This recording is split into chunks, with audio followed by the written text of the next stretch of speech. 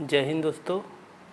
आज हम देखेंगे गणित का मॉडल पेपर जो आपके सेमेस्टर एग्ज़ाम में जिस प्रकार से क्वेश्चन आते हैं वो हमें आज देखने हैं। ठीक है, तो देखिए मॉडल पेपर है गणित का। ये मॉडल पेपर 2 हमने इसका नाम दिया है। बहुविकल्पी प्रश्न जिसमें आपको 5 प्रश्न आएंगे, अति लघु उत्तरीय प्रश्न जिसमें आपको 6 प्रश्न आएंगे और लघु उत्तरीय प्रश्न जिसमें आपको 7 प्रश्न आएंगे। बहुविकल्पी और अति लघु उत्तरीय जो होंगे 1-1 नंबर के, बाकी लघु उत्तरीय 2 नंबर के, टोटल 25 नंबर का आपका पेपर होगा। ठीक है, देखिए पहला क्वेश्चन है आपका 12 का अपवर्त है। अब ऑप्शन दिया है A4, B8, C2 और D12। तो अपवर्त का मतलब होता है कि 12 का अपवर्त पूछ रहा है। अपवर्त का मतलब ये हुआ कि 12 का गुणज कौन कौन सा है। गुणज का तात्पर्य ऐसे है कि ऐसी कौन सी संख्या इन ऑप्शन में से है जिसमें 12 से भाग देंगे तो वो कट जाए। 12 से भाग देना है तो 12 से 4 में तो भाग नहीं जाएगा, 12 से 8 में भी नहीं जाएगा, 12 से 2 में भी नहीं जाएगा, 12 से 12 में भाग जाएगा। ठीक है, तो इस तरीके से आप इसका ऑप्शन क्या हो गया, डी। आपको ये ध्यान रखना है कि आपके सेमेस्टर एग्ज़ाम में आपको बहुविकल्पी प्रश्नों का बस उत्तर ही लिखना है, आपको सॉल्व नहीं करना है। अगर कोई सॉल्व भी करना है तो आप रफ कार्य पे करके पीछे उसका उत्तर ही सीधे लिख दीजिए। पहला उत्तर पहला का D12 ऐसे उत्तर आपको लिखना है। ठीक है, कॉपी में। आगे देखते हैं, उचित भिन्न है। उचित भिन्न है ऑप्शन है A 3/2, B 5/7, C 7/5, D 14/10। ठीक है, तो उचित भिन्न का मतलब होता है ऐसा भिन्न जिसका अंश हर से छोटा हो, जिसका अंश हर से छोटा हो। अब देखिए इसमें अंश बड़ा है, हर छोटा है, इसमें अंश छोटा है, हर बड़ा है, इसमें भी अंश बड़ा है, इसमें भी अंश बड़ा है। तो आप देख रहे हैं सीधे सीधे कि 5 अंश जो है छोटा है, 7 हर बड़ा है, तो इसलिए उचित भिन्न कौन सा हुआ, ये हुआ, क्योंकि अंश छोटा होना चाहिए हर से, ये उचित भिन्न हो गया। ठीक है, आगे आपका है तीसरा क्वेश्चन, 120 का 40% कितना होगा। 120 का 40% कितना होगा। अब इस क्वेश्चन को अगर आपको करना है तो आप सॉल्व करिए, लेकिन रफ कार्य पे करके इसको करिए। 120 का 40% पूछ रहा है तो आपको मैं पीछे अपने कॉपी पे दिखा दे रहा हूँ। 120 का 40% आप रफ कार्य पे ऐसे लिखेंगे, 120 गुणे 40%, वो 40/100। अब इससे क्या करें, 0 से ये 0 कट गया, 0 से 0 कट गया। कटने का सेंस है कि भाग देंगे तो ये 0 हट जाएगा। अब 12 बचा ऊपर, नीचे 1 हो गया, तो 12 गुणे 4 करेंगे तो 12 चौका 48, इसका आंसर आएगा 48। ठीक है, तो अब देखते हैं कि हमारे विकल्प में 48 कौन सा आंसर है, उस हिसाब से करेंगे। देखिए A 100 है, B 48 है, C 58 है, D 40। हमारा आंसर 48 आया, तो इसलिए उत्तर तीसरा का B 48 सही होगा। ठीक है, अब चौथा है वर्ग के क्षेत्रफल का सूत्र है। अब वर्ग के क्षेत्रफल का सूत्र पूछ दिया तो आप जानते हैं कि वर्ग का क्षेत्रफल भुजा गुणे भुजा होता है, तो भुजा को भुजा में गुणा करेंगे तो भुजा स्क्वायर होगा। तो इसमें देखिए भुजा स्क्वायर क्या है, भुजा स्क्वायर मतलब भुजा घाते 2, तो भुजा घाते 2 ये है, भुजा का गुणे 2, भुजा क्यूब और कोई नहीं, तो भुजा स्क्वायर कौन सा है, A वाला था। चौथा का ऑप्शन A कौन सा हो गया, भुजा स्क्वायर, चौथा का A। इस तरीके से आप उत्तर लिख देंगे। पांचवा सवाल देखते हैं हम। पांचवा क्वेश्चन है, एक बिंदु से कितनी रेखाएं खींची जा सकती हैं। एक बिंदु से कितनी रेखाएं खींची जा सकती हैं। तो हमें मालूम है कि एक बिंदु से अनंत रेखाएं खींची जा सकती हैं। तो ऑप्शन इसका पाँचवें का क्या हो जाएगा, पाँचवें का अपना ऑप्शन हो जाएगा, पाँचवें का A अनंत। अब इसको देखने के लिए आप पीछे आपको कॉपी में दिखा सकता हूँ। कोई बिंदु ले लीजिए एक, इससे आप अनंत रेखाएं खींच सकते हैं। इधर भी खींच सकते हैं, इधर भी खींच सकते हैं, इधर भी खींच सकते हैं, इधर भी खींच सकते हैं, इधर भी खींच सकते हैं, सीधे अनंत रेखाएं खींच सकते हैं। इसलिए ये आपका ऑप्शन इसका अनंत सही हो रहा है, क्योंकि एक बिंदु से बहुत सी रेखाएँ, अनंत की रेखाएँ खींची जा सकती हैं। ठीक है, ये आपके 5 सवाल आपके सॉल्व हो गए बहुविकल्पी के। आगे आते हैं हम, देखते हैं अति लघुत्तरी प्रश्न। अब अति लघुत्तरी प्रश्न में आपको सॉल्व करना होगा।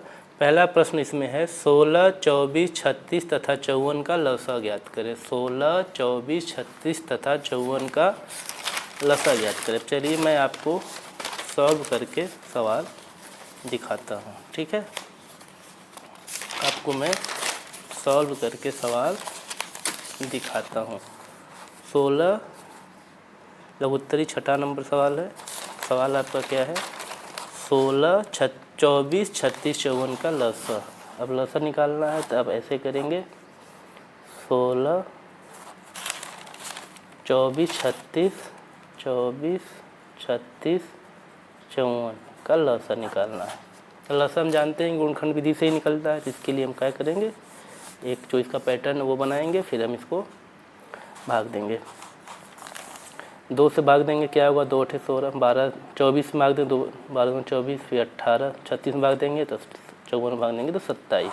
2 से हमने सभी संख्याओं में भाग दिया। अब 2 से फिर 8 में भाग देंगे तो 4 के 8, 2 6 12, 2 9 18 और 27 से भाग नहीं जाएगा, इसलिए इसको ऐसे ही छोड़ देंगे। आगे 2 दूना के 4, 2 3 6, 9 में नहीं जाएगा, 27 में नहीं जाएगा, छोड़ देंगे। फिर 2 से 1 में जाएगा, 3 में नहीं जाएगा, जो संख्या में नहीं जाएगा उसको वैसे उतारते चले जाएंगे, ठीक है। अब 3 से भाग दीजिए, 3 एकम 3, 3 3 9, 3 9 27। फिर 3 से भाग दीजिए, 3 एकम 3, 3 3 9, फिर 3 1 1 1, 3 एकम 3। अब लसा में क्या करते हैं, जो हमारा ये गुणज है उसका आपस में गुणा कर देते हैं। तो गुणा कीजिए, 2 1 2 3 4, 4 ठो 2 है, 3 ठो 3 है, 2 दूना 4, दूना 8, दूना 16, 16 हो गया। गुणे 3 3 9 27। अब कोई कैलकुलेटर तो लेके जाना नहीं होता है, तो आपको अपने से ही गुणा करना है। तो अब 16 का 27 में गुणा कर दीजिए, जितना उत्तर आएगा आपका उत्तर हो जाएगा, ठीक है। जब आप गुणा करेंगे तो आपका आएगा आंसर 432। अब यहाँ पे आप उत्तर ऐसे या उत्तर लिख देंगे, हो गया आपका छठवां सवाल सॉल्व 1 नंबर का, ठीक है। इसी तरीके से हम देखते हैं 7वां सवाल हमारा क्या है। 7वां है 0.035 को प्रतिशत में परिवर्तित करें। अब 7वां सवाल है कि 0.035 को प्रतिशत में बदलना है। तो हमें कुछ नहीं करना, प्रतिशत बदलने के लिए सीधे सीधे बस 100 से गुणा कर दीजिए। 100 से जैसे ही आप गुणा करेंगे तो ये आपका आएगा 3.5%। ये आपका आंसर आ गया, बस सीधे उत्तर हो गया इतना, ठीक है। आगे आपको देखना है 8वां सवाल। 8वां सवाल है, एक पहिए का व्यास 4 मीटर है तो 400 चक्कर तय करने में तय की गई दूरी बताइए। एक पहिए का व्यास कितना दिया है? 4 मीटर। एक तो पहिया है जिसका व्यास, 8वां सवाल है हमारा। 8वां सवाल है कि एक पहिया है, तो पहिया कैसा होता है? गोल गोल होता है ना। तो पहिए का व्यास दिया है तो ये व्यास होगा इसका ना, डायमीटर 4 मीटर दिया है, 4 मीटर दिया है इसका डायमीटर। तो इसका त्रिज्या कितना हो जाएगा? आर हमारा हो जाएगा 2 मीटर, ठीक है। आर हमारा 2 मीटर हो जाएगा। तो कोई भी पहिया चलेगा तो इसके इसी चलता है, इसके परिधि से ही चलता है, ऐसे ऐसे घूमता है। तो चूंकि परिधि के बराबर ही एक चक्कर में दूरी घूमेगा तो परिधि क्या हो जाएगी? पहिया वृत्त ही होता है ना, तो वृत्त की परिधि क्या होती है? 2πr। 2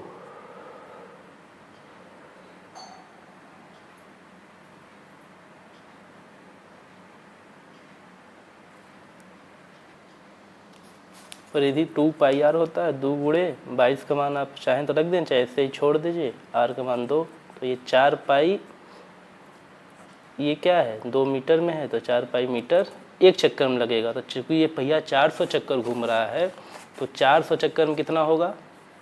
400 चक्कर में अब यहाँ लिखेंगे 400 चक्कर में पहिए द्वारा तय की गई दूरी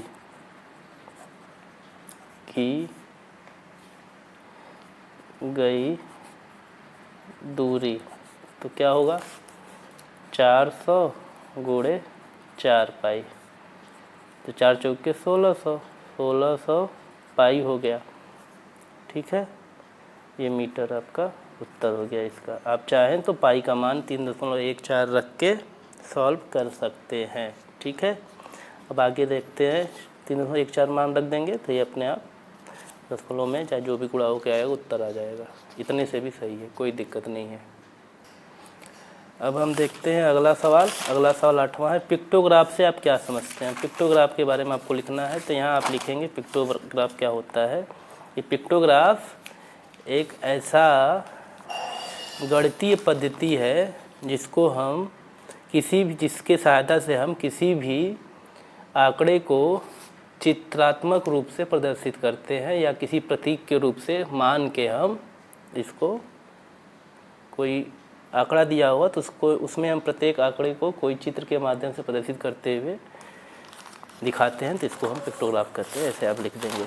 ठीक है, अगला क्वेश्चन है, पटरी व प्रकार की सहायता से 75 अंश का कोण बनाकर रचना कीजिए। पटरी व प्रकार की सहायता से 75 अंश का कोण बनाना है। तो कोण बनाने के लिए क्या करना होगा, आपको पहले एक लाइन खींचना होगा। आप पटरी प्रकार से ये चीज़ करिएगा, मैं अभी आपको बस बता दे रहा हूँ कैसे करना है। ठीक है, इसके बाद एक चाप इसकी आधी दूरी से भर के एक चाप लगाइएगा। फिर इस चाप से यहाँ से एक कट लगाइएगा जो आपको 60 डिग्री पे काटेगा। ठीक है, 60 डिग्री पे काटेगा। उसके बाद एक क्या करेंगे,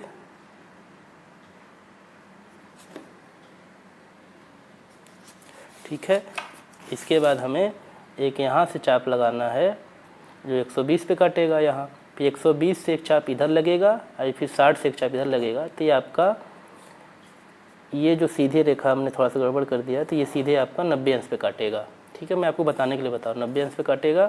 फिर आपको क्या करना है, 90 अंश जहाँ से काटा है वहाँ से एक चाप लगाना है इधर, और एक चाप यहाँ से लगाना 60 से इधर लगेगा। तो ये दोनों आपस में काटेगा, और जहाँ पे ये काटेगा इसको ऐसे मिला देंगे, तो ये जो कोण बनेगा ये आपका 75 अंश का बनेगा इस तरीके से। अब इसकी रचना लिखनी, तो रचना में आपको लिखना है जो एक रेखा AB खींचा, उसके बाद AB से आधे से अधिक दूरी भरकर एक चाप लगाया, दूसरा पॉइंट। फिर तीसरा पॉइंट लिखेंगे, बिंदु B से चाप पे एक अर्ध चाप लगाया जो बिंदु C पे काटा। फिर C से एक चाप लगाया, सेम दूरी जो है, दूरी घटना बढ़ना नहीं चाहिए, D पे काटा। फिर C और D से 2 चाप लगाए ऊपर जो बिंदु E पर एक दूसरे को काटे। फिर E से, और इस बिंदु को हम नाम दे देते हैं F से और C से एक चाप लगाया गया जो दोनों एक दूसरे पे बिंदु G पे काटा, G को बिंदु A से मिलाया। इस प्रकार कोण हमारा 75 अंश का प्रदर्शित हुआ, तैयार हुआ। ठीक है, इस तरीके से आपको करना है। अब क्वेश्चन नंबर 11 हम देखते हैं। क्वेश्चन नंबर 11 क्या है हम देखते हैं। क्वेश्चन नंबर 11 है, 4 अंकों की सबसे बड़ी संख्या की अनुवर्ती संख्या ज्ञात करें। 4 अंकों की सबसे बड़ी संख्या की अनुवर्ती संख्या। अब देखिए 4 अंकों की सबसे बड़ी संख्या क्या होती है, 4 अंकों की सबसे बड़ी संख्या, सबसे बड़ी संख्या क्या होती है, 9999। ये 4 अंक सबसे बड़ी अनुवर्ती संख्या हम बताए हुए आपको कक्षा में कि अनुवर्ती संख्या मतलब उसके में आगे आने वाली एक जोड़ के हम जो संख्या होती है उसे अनुवर्ती संख्या। जैसे 1 के बाद 2, 2 के बाद 3, ये सब क्या है, अनुवर्ती संख्या। 1 का अनुवर्ती 2, 2 का अनुवर्ती 3, तो इसका अनुवर्ती तो 1 जोड़ दीजिए। जैसे ही आप 1 जोड़ेंगे तो ये 10,000 हो जाएगा। तो ये आपका आंसर हो गया। 4 अंकों की सबसे बड़ी संख्या की अनुवर्ती संख्या क्या होगी, यहाँ लिखेंगे अनुसार अंक सबसे बड़ी संख्या की अनुवर्ती संख्या बराबर 10,000। इसे जोड़ के इसे लिख के। अब लोग 32 प्रश्न आ गया, प्रश्न संख्या 12 देखते हैं। 12 में क्या है, 12 आपको निम्न आंकड़ा दिया हुआ है।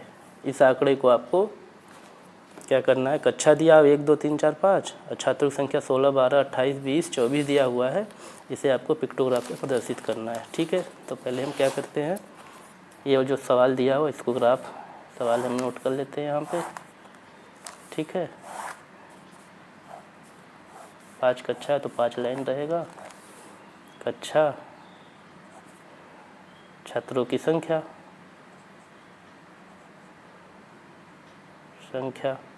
कक्षा 1, कक्षा 2, कक्षा 3, कक्षा 4, कक्षा 5। अब कक्षा 1 में कितने बच्चे हैं सवाल हम देख लेते हैं। 16 बच्चे, कक्षा 2 में 12, 16, 12, कक्षा 3 में 28, कक्षा 4 में 20, 28, 20, कक्षा 5 में 24। ठीक है, अब इस तरीके से इसको सॉल्व करते हैं। अब हम देख रहे हैं कि इस सम में क्या कॉमन है। अब हमें मानना है कि कितना हम माने, किसी प्रतीक को हम माने कि ये प्रतीक इतना के बराबर होगा। तो इसके लिए क्या करना है कि आपको सबका मौसा निकालना है। क्या निकालना है? इन सब का जो आंकड़ा दिया 16, 12, 28, 20, 24। अगर समझ में नहीं आता है डायरेक्ट आपको देख के तो क्या करेंगे, मौसा निकाल देंगे। तो मौसा निकालेंगे तो आपका 4 आएगा। 4 ऐसी संख्या होगी जिसमें सभी में भाग चला जाएगा। 4 चौक 16, 4 तिया 12, 4 7 28, 4 5 20, 4 6 24, इसलिए 4 मानेंगे। अब हम मान लिए कि एक छात्र को हमको मानना है, तो एक छात्र हम मान लिए कि एक छात्र है। ठीक है, तो एक छात्र, ये चिन्ह जो है एक छात्र को दर्शाता है, लेकिन एक चिन्ह किसके बराबर है? 4 छात्र के। जो मौसम निकाले ना उसके लिए ही ये इसीलिए निकाला जाता है। ये जो प्रतीक है एक इमोजी, ये 4 छात्र के बराबर है। तो इसको हम ऐसे अब कॉलम में बना लेंगे। अभी ये पंक्ति में से था, ये अब ये कॉलम में हो जाएगा। ठीक है, छोटा रखेंगे, इसके बाद यहाँ लिखेंगे कक्षा, यहाँ लिखेंगे छात्रों की संख्या। पिक्टोग्राफ का सवाल 2 नंबर का है।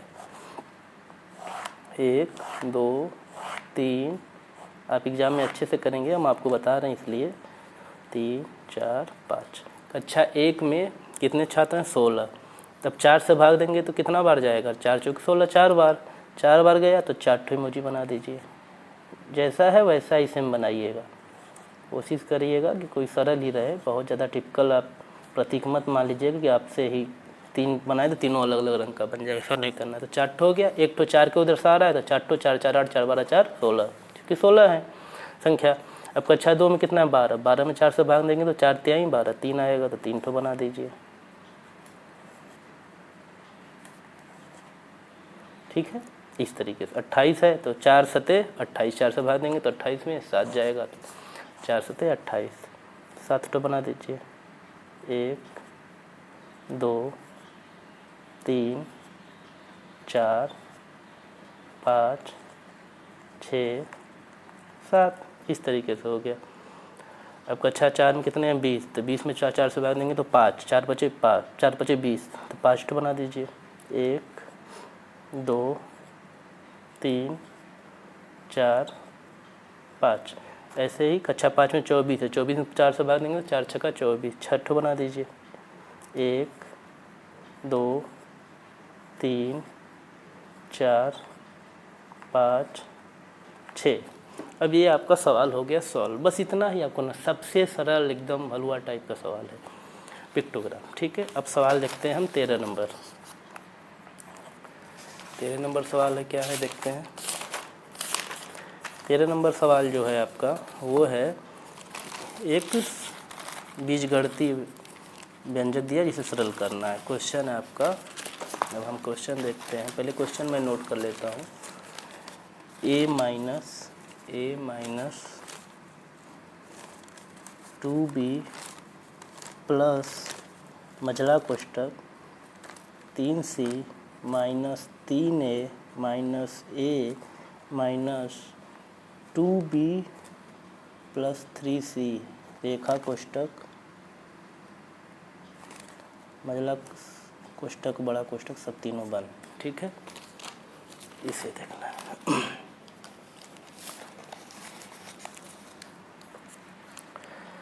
अब इसे हम सरल करते हैं। ठीक है, चलिए आइए। अब सरल करने में क्या करना है आपको? सरल करने में आपको क्या करना है, जैसे जैसे कोष्टक है वैसे सॉल्व करते जाएंगे। सबसे पहले रेखा कोष्टक सॉल्व होता है, इसलिए हम रेखा कोष्टक जो ऊपर होता है वो इसको लाइन जो होती है इसको रेखा कोष्टक बोलते हैं। 3c minus 3a minus a, ये आपका अंदर है। a माइनस, अब ये हटेगा तो चूँकि 2b और 3c अलग अलग अचर हैं सजाती नहीं है, विजाती हैं, बी है और सी है तो नहीं जुड़ेगा, तो वो बस वैसे ही हो जाएगा 2b और 3c। लेकिन ये कोष्टक जब हटा तो ये माइनस यहाँ पे, तो ये अंदर का चिन्ह बदल गया, तो -2b और -3c हो गया। ठीक है, ये आपका ये बंद। आगे अब देखिए a माइनस, चिन्ह बदला, ये समझ में आया ना, क्योंकि ये कोष्टक है एक तरीके से, तो जब ये कोष्टक टूटेगा तो ये चिन्ह अंदर, चिन्ह का क्या होता है, अंदर चिन्ह बदलता है कोष्टक में ना, गुणा हो जाता है। -2b plus 3c minus 3a minus a। अब ये भी, इसमें भी सब अलग अलग विजाती हैं, तो ये भी नहीं होगा, तो ये फिर माइनस आ गया तो फिर चिन्ह बदलेगा, -a plus 2b plus 2c। ठीक है, छोटा कोष्टक टूट गया, मझला कोष्टक, बड़ा कोष्टक। a माइनस 2b प्लस, अब देखिए क्या क्या हो रहा है, c वाला कितना है 3c, 2c प्लस है तो 3 2 5 से, -3 है माइनस है, माइनस 3 आम 1 आम कितना हो जाएगा 4 आम, लेकिन चिन्ह माइनस का है बड़ा, तो चाहिए से माइनस जुड़ जाता, -4 है। 2b वाला और कोई नहीं है तो +2b ऐसे ही लिख देंगे, अब वो कोष्टक टूट गया। ठीक है, अब इसमें देखिए a माइनस, इसमें कौन कौन सा है 2b क्या हो जाएगा 4b, ये वाला जुड़ेगा ना 4b, और बाकी कुछ है नहीं तो 5c -4 है, ऐसे ही लिख देंगे। अभी a, अब ये चिन्ह बदलेगा अंदर फिर का, -4b -5c plus 4a, a और 4 जुड़ेगा, आम सेम सजाती वाला, तो क्या होगा 5a, फिर b वाला लिखिए -4b फिर -5c, ये आपका आंसर आ गया। ठीक है, इसी तरीके से आपको सवाल सॉल्व करने हैं। अब हम देखते हैं अगला सवाल, जो सवाल नंबर 14 है। सवाल नंबर 14 हम पढ़ते हैं पहले। सवाल नंबर 14 है कि वह सबसे बड़ी संख्या ज्ञात कीजिए, वह सबसे बड़ी संख्या ज्ञात कीजिए जिससे 2840 और 3114 में भाग देने पर क्रमशः 5 व 9 शेष बचे। ठीक है, अब हमें सवाल नंबर 14 है, क्या है 2840 ऐसे 5 शेष बचना है, तो हम क्या करेंगे, जिसमें से जो शेष बच रहा है वो पहले ही घटा देंगे। 2840 में से 5 घटाएंगे और 3114 में से 9 घटाएंगे, 3114 में से 9 घटाएंगे। अब पूछा है वह सबसे बड़ी संख्या, जब बड़ी से बड़ी संख्या आपसे पूछे तो महत्तम समापवर्त निकालना है, जब छोटी से छोटी या न्यूनतम संख्या पूछे तो आपको लसा निकालना है। ठीक है, तो अब 2840 में 5 घटाई, क्योंकि इसमें 5 शेष बचना है, इसमें से 9 बचना तो पहले ही घटा देंगे आप। जब घटाएंगे तो 2835 आएगा। 3114 में से जब 9 घटाएंगे तो 3105 आएगा। ठीक है, इसका आपको क्या निकालना है, मसा निकालना है। इन दोनों को आपको मसा निकालना है। मसा निकालने के लिए आप भाग विधि या वर्णखंड विधि दोनों कर सकते हैं। 2835 और 3105 का मसा निकालना है। अब हम आपको इसका भाग विधि से मसा निकाल देते हैं। चलिए, भाग विधि से मसा निकालने के क्या करेंगे, 2835 3105। ठीक है, एक बार गया, एक बार गया, 2835 आया, 5 में से 5 गया 0, 10 में से 3 गया 7, 10 में से 3 गया 7, 0 बचा यहाँ पे, फिर 10 आया, 10 में से 8 गया 2, 270। 270 से फिर किस में भाग देते हैं, 2835 में भाग देंगे तो एक बार 270, 3, 8 में 7 गया 1, 5 उतर गया, 0 बार जाएगा तो 135 0 बचेगा। इसको आगे करते हैं तो 135 से भाग देंगे 270 में, 135 से भाग देंगे 270 में, 2 बार जाएगा, 2 बचे 10, 2 3 6 1 7 2, 0 हो गया। तो 135 से जो संख्या लास्ट में कटती 0 आता है तो वही उसका मसा होता है। सर मसा इसका क्या हुआ 135। अतः वह संख्या जो बड़ी से बड़ी होगी जिससे भाग देने पर इसमें 5 से इसमें 9 से बचे तो संख्या क्या होगा 135 होगा। ये हमारा उत्तर हो गया। बस इतना ही आपको सवाल करना है। नीचे उत्तर लिखेंगे कि बड़ी बड़ी संख्या क्या है वो बड़ी से बड़ी संख्या 135 है। ठीक है, इसी तरीके से आपको सॉल्व करना है।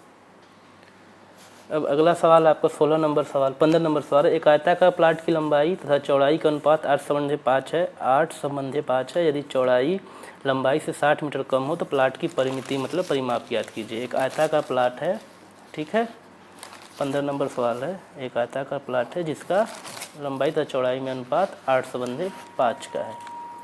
ठीक है, तो माना, अब प्रश्नानुसार माना आयताकार प्लाट की लंबाई, अब इतना पूरा मैं नहीं लिख रहा हूँ, आप लिखिएगा। माना लंबाई क्या है, 8x है। क्यों? क्योंकि 8:5 का इस हिसाब से हम मान लिए 8x। और चौड़ाई कितना है, चौड़ाई आपका 5x है। जब इसका अनुपात निकालेंगे 8:5 आ जाएगा। अब बोल रहा है कि चौड़ाई लंबाई से 60 सेंटीमीटर कम है। चौड़ाई जो है लंबाई से 60 सेंटीमीटर कम है, मतलब इसमें से इसको घटाने पर कितना आ रहा है, 60 सेंटीमीटर। तो प्रश्नानुसार चौड़ाई क्या है, लंबाई से 60 सेंटीमीटर कम है, मतलब 8x में से जब 5x घटाएंगे तो आपका कितना आएगा, 60 आएगा। इस तरीके से भी कर सकते हैं, नहीं तो आप समीकरण बनाते हैं। चौड़ाई जैसे आ गया, चौड़ाई दिया है लंबाई से 8 सेंटीमीटर कम है, 60 सेंटीमीटर कम है, तो इसको इसमें 60 घटाएंगे। जब इसको पक्षांतर करेंगे, इधर लाएंगे ना, तो भी वही चीज़ें आएगा। जब इसको पक्षांतर आएंगे, 5 इधर जाएगा, 60 इधर, तो भी वही आएगा। तो ऐसे भी कर सकते हैं। लेकिन आप जानते हैं कि लंबाई ज़्यादा चौड़ाई ज़्यादा, सीधे घटा के भी यहाँ से कर सकते हैं। 8x - 5x और क्या हुआ, अभी 8 आम 5 आम में से घट गया तो 3 आम बचा, बराबर 60। अब x निकालना है इसका वैल्यू, तो इधर गुणा है 3, तो इधर आएगा तो 3 से भाग हो जाएगा। ये 20 आ गया, जब काटेंगे तो 20, x बराबर 20 आया। तो लंबाई कितना आ गया, अब लंबाई निकाल लीजिए। लंबाई 8x है तो 8x का मान 20 आया, तो 8 दूना के 16, 116 और 160 क्या मीटर, क्योंकि वो मीटर कम में दिया था ना, तो ये मीटर हो जाएगा। चौड़ाई क्या हो जाएगा, 5x तो 5 × 20, 100 मीटर। ठीक है, आपका ये आ गया लंबाई चौड़ाई। परिमिति निकालना है तो आयत का परिमाप क्या होता है, फार्मूला निकालिए। आयत का परिमाप होता है 2 × लंबाई धन चौड़ाई, लंबाई प्लस चौड़ाई। 2 × लंबाई क्या है, 160, अब हम 1600 हो गए, 160 प्लस 100। अब 160 में 100 जोड़ेंगे तो 260 हो गया, 26 दूना के 52 गुणा कर दिए तो 520 मीटर। क्या आ गया, परिमिति परिमाप, जो भी कहिए दोनों एक ही चीज़ है। ये आपका उत्तर हो गया। ठीक है, इस तरीके से आपको सवाल सॉल्व करने हैं। अब सवाल नंबर 16 हम देखते हैं। 16 क्या, एक वृत्त का व्यास, एक वृत्त जिसका व्यास 20 सेंटीमीटर है, एक जीवा जिसके वृत्त के केंद्र से लंबवत दूरी 6 सेंटीमीटर है, तो जीवा की लंबाई ज्ञात कीजिए। ये सवाल जो होते हैं इसमें आपको चित्र बनाना पड़ेगा, चित्र से आपको बेहतर समझ में आएगा। चित्र एग्जाम में बनाएंगे तो ज़्यादा ही अच्छा होगा। एक वृत्त है, ठीक है, जिसका व्यास कितना दिया है, जिसका व्यास दिया है 20 सेंटीमीटर, ठीक है, और लंबवत दूरी जीवा की दी है 6 सेंटीमीटर। अब मान लीजिए ये जीवा है, यहाँ पे केंद्र हो गया, व्यास दिया 20 सेंटीमीटर, तो त्रिज्या कितनी हो जाएगी, त्रिज्या यहाँ से यहाँ निकालेंगे, ये आपका क्या हो गया। अब ये व्यास आपका दिया हुआ है, ऐसे व्यास आपका दिया हुआ 20 सेंटीमीटर, तो ये भी जो वृत्त के केंद्र से परिधि डालोगे जो त्रिज्या होती है, तो ये भी त्रिज्या हो गया, तो ये 10 हो जाएगा। ये लंबवत दूरी दिया हुआ है। अब ये आपको बनाने की जरूरत नहीं, मैं आपको दिखा दिया। ये लंबवत दूरी कितना दिया, 6 सेंटीमीटर। तो वृत्त के जीवा की लंबाई, ये लंबाई पूछ दिया है, ठीक है। तो क्या करेंगे, ये समकोण त्रिभुज है, समकोण त्रिभुज ये आधा होगा, तो ये जब निकल जाएगा तो इसका दूना कर देंगे तो जीवा की लंबाई निकल जाएगी, क्योंकि ये लंबवत दूरी मतलब बीच बीच से जाता है इसके, ठीक है। तो अब मान लीजिए केंद्र O है, ये मान लीजिए ए बी जीवा है, ये C है, तो त्रिभुज समकोण त्रिभुज OCB में पाइथागोरस प्रमेय से क्या लिखेंगे, पाइथागोरस प्रमेय से। पाइथागोरस प्रमेय क्या होता है? कर्ण का स्क्वायर बराबर लंब का स्क्वायर प्लस आधार का स्क्वायर। ठीक है, तो कर्ण का स्क्वायर क्या है? OB स्क्वायर क्या है? OB square. आधार लंब का स्क्वायर क्या है? OC square. और ये CB स्क्वायर क्या है? आधार है। OB क्या है? 10 है, तो 10 का स्क्वायर। OC क्या है? 6 है, 6 का स्क्वायर प्लस CB हमको नहीं पता, यही निकालना है। तो 10 का स्क्वायर 100, 10 गुणे 10 100, 6 के स्क्वायर 6 गुणे 6 36 बराबर CB स्क्वायर। ठीक है, अब ये 100 इधर प्लस है, इधर आएगा माइनस हो जाएगा, 36 घट जाएगा, 100 माइनस 36 बराबर CB स्क्वायर। इसको सीधे कर लेंगे तो 100 में से 36 घटा तो कितना बचा? 64। तो CB बराबर क्या हो जाएगा? कड़ी में 64। ये जब वर्ग घटता है तो इधर वर्गमूल निकलता है, 64 का वर्गमूल 8। 8 क्या? सेंटीमीटर। तो ये दूरी कितनी आ गई? 8 आ गई। तो ये कितना? ये इसका आधा है, तो ये भी 8 होगा। जब ये 8 है इतना दूर, तो ये भी इतना 8 होगा। तो अतः जीवा की लंबाई बराबर, अतः यहाँ लेकिन जीवा की लंबाई आप अगले पेज पे करिएगा।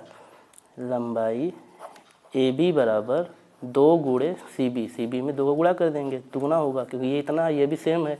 तो अगर ये 5 है तो ये 5, 5 के 10 हो गया। तो ये 8 है तो 8 दूना के 16 सेंटीमीटर। ये आपका आंसर आ गया। ठीक है, इस तरीके से आपको सवाल लगाना है। अब हम अगला सवाल देखते हैं, सवाल नंबर 17। 17 क्या है? 17 नंबर सवाल है कि भिन्न के प्रकार बताइए। अब भिन्न के प्रकार बताने के लिए आपको क्या करना पड़ेगा? उचित भिन्न, समतुल्य भिन्न, अनुचित भिन्न, मिश्र भिन्न, ये विथ एग्जाम्पल आपको लिखना होगा। उचित भिन्न वो जिसमें अंश बड़ा होगा, अंश छोटा होगा, हर बड़ा होगा।